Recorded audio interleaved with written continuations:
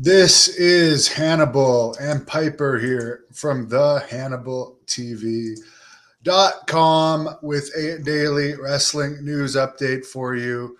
Raw was down to a 0.4 rating last night and apparently had a huge drop in the third hour of programming. And that third hour featured Braun Strowman, who a lot of people were surprised that they released when they released him. But then he was charging something like 25 grand on the indie scenes. And to my knowledge, other than for his own company, which from the pictures I saw from his own company only drew a few hundred people, he didn't have too many other matches. And he also lost an arm wrestling match to my friend Devin Larrett, fellow Ottawa boy, while he was released from WWE as well. And anyone who hasn't seen it, let's watch the clip now.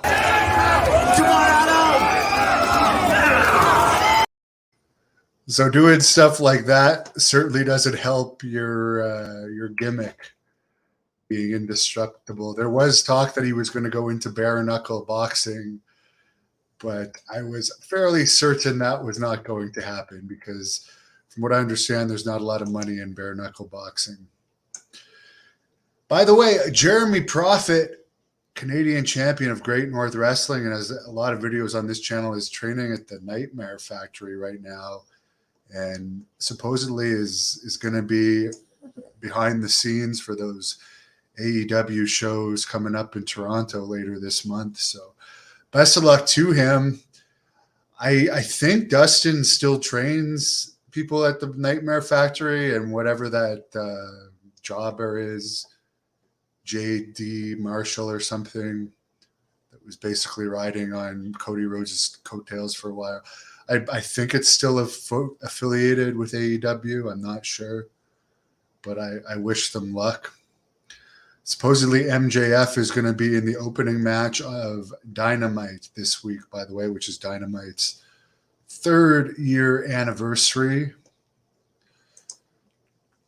Lots of people saying hello. Will Bam Bam Bigelow get in the WWE Hall of Fame? I don't think he was ever really on bad terms with him, so I can see that happening. How's it going? Pretty good. Had a good run tonight. What are my thoughts on Sable going into the WWE Hall of Fame? Well, isn't she married to Brock Lesnar?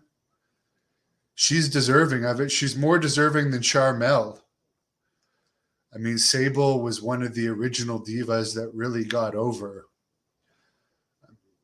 Can anyone remember what Sharmell did other than being Queen Sharmell for the brief period of time where Booker T was king? I'm not taking anything away from her, but Psycho Sid and Demolition should have been in there long before Sharmell, as well as Elizabeth, but it's all politics. I don't like the WWE. You and us don't like the WWE. I mean, I don't not like it. I just don't find it entertaining. I didn't watch it. I noticed that the highlights of it were 13 minutes this week. And to be honest, I didn't even watch 5 seconds of it. I saw that it was 13 minutes, and I'm like, I'm not even going to bother trying to watch this. I would honestly rather watch Piper barking at a raccoon, which I posted earlier this week. That's more entertaining to me than wrestling. Why were all those guys cut, like the Bray Wyatts and all that? I think because they realized they signed them to 2 big contracts, and then they re-signed these guys like Braun Strowman back to lesser contracts after releasing them. But I don't think, although Braun Strowman has a good look, he's not a draw. For sure, he's not a draw. He didn't make any, like, there was no buzz about him on the independent scene. Like, hate on Cody Rhodes all you want. When Cody Rhodes left WWE, there was a huge buzz about him on the indie scene, and he was actually drawing on the indies. And I believe Cody Rhodes's fee was only 3,000 American on the Indies. Because at one point he was supposed to wrestle me in, I think it was August of 2018. It was a Sunday show, but he got an Arrow booking. So that match never happened, but he would have been worth it. Carmen believes that Charmel is laughable being in the Hall of Fame too. No Gimmicks guy mentions that Jeremy Prophet is going to be on the Great North Wrestling Podcast Sunday at 8. That's right. And by the way, Ted Hart is going to be on a special edition of it tomorrow at 8. So there you go. Oh, Charmel was a Nitro Girl dancer as well. I'm not hated on that. I'm just saying that Elizabeth should have been in before Charmel. I don't think like anyone really thinks of Charmel as the number one diva above like Elizabeth or Sable when they think of the all-time great divas. I don't know who you consider the cream team, but aren't they all in there? Other than maybe I'm not going to say the guy's name, but one of the people that I interviewed recently suspected they were part of it as well. Someone says Brian says Bray Wyatt is the White Rabbit, and I'm not interested in that, to be honest.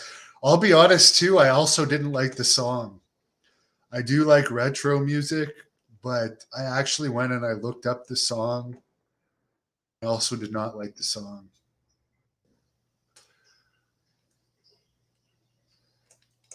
Who else is there? Do I think Kamala should be in the Hall of Fame? Yeah, he's another guy that should be in there before Charmel. 100%.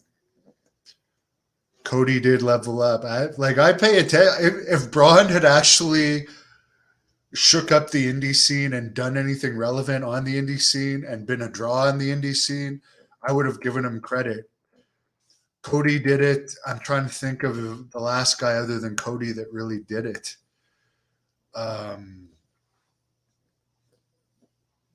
Maybe you guys could name some names for me, but Cody was Eddie Guerrero did it.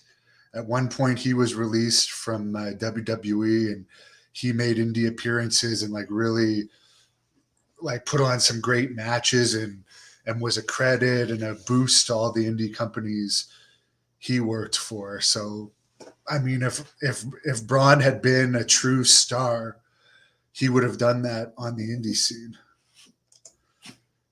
Piper's right here. Brett, right by my side. I've been having her full time lately. No, they're not going to put Benoit in the Hall of Fame. Ivan, yeah, Melina. I would put Melina in there before Charmel too. 100%. But Melina is one of my all-time favorite divas. And there we go. No Gimmicks guy mentioning Ted Hart on the Great North Wrestling Podcast this Thursday night. I don't think Ted's done a shoot interview in a number of years. I do have one on this channel.